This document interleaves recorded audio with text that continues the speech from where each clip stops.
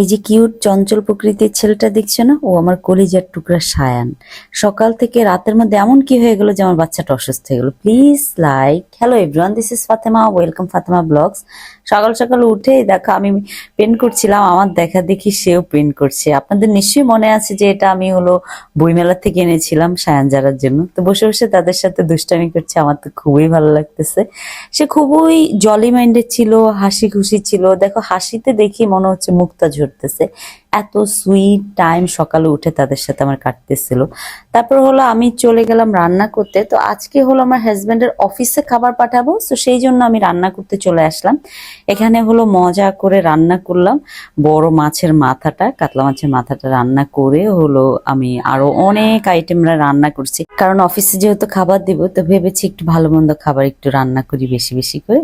তো ওদের অফিসে তো একজন না কয়েকজনকে খাবার দিতে হবে, তো সেই জন্য করলাম। তারপর আমি সুন্দর করে টেবিলে খাবার সার্ভ করলাম। তারপর আমি দেখাইলাম আজকে কি কি রান্না হয়েছে, মজার মজার রান্না হয়েছে আজকে। তারপর আমার হাজবেন্ডের অফিসের জন্য এই যে প্যাকেটিং স্টার্ট করলাম রান্নার, মানে খাবারের। তো এই যে খাবার দিচ্ছি, এখানে রাইস দিচ্ছি, তারপর এই বড় বাটির মধ্যে বড় মাছের মাথাটা দিলাম, দিয়ে সবটুকু ঝোল দিয়ে দিতে হয়েছে, কারণ আমার মনে হয়েছে কম হয়ে যাচ্ছে, তো সেই জন্য দিলাম। তারপর এখানে সবজি ছিল একটা ভাজি, ওটা দিলাম।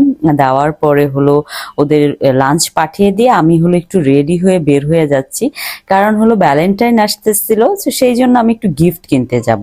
তা আমার কেন জানি মনে হয় আমার জীবনের সবচেয়ে বড় বড় ভুলগুলা কি হয় জানো, যে আমি বাচ্চাদেরকে রেখে একটু বের হই, এটাই সবচেয়ে বড় ভুল। এখানে চলে আসলাম, এসে আমি গিফট বক্স কিনলাম, কারণ আমি গিফট অলরেডি কিনা হয়ে গেছে আমার। সো এখন জাস্ট গিফট বক্স লাগবে, কারণ ওদের গিফট তো সাজাইতে হবে। তো এখানে আমি দেখতেছিলাম একটা রিং রাখার একটা সুন্দর বক্স, তো এটা আমি দেখাচ্ছিলাম, কিন্তু আমার এটা দরকার নেই, আমার বক্স দরকার। তো আমি খুঁজতেছিলাম বক্সগুলো, ফাইনালি আমি বক্সগুলো পেয়ে গেলাম। পেয়ে এই যে সুন্দর বক্সগুলো নিয়ে নিলাম।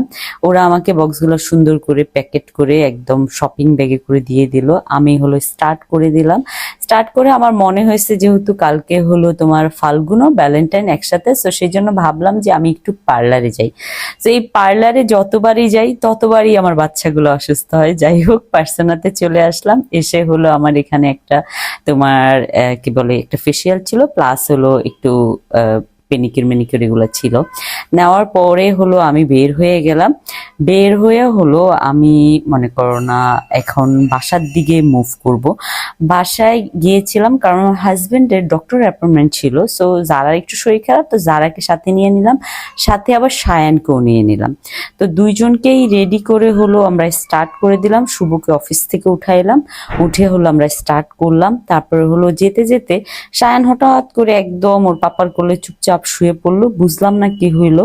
আমার হাজবেন্ড এখানে ওর প্রেশার মাপা হচ্ছে, তো বলতেছে যে আমি তো জানি কি বলবে ডাক্তার। তারপর আমরা বাসায় ব্যাক করেছি।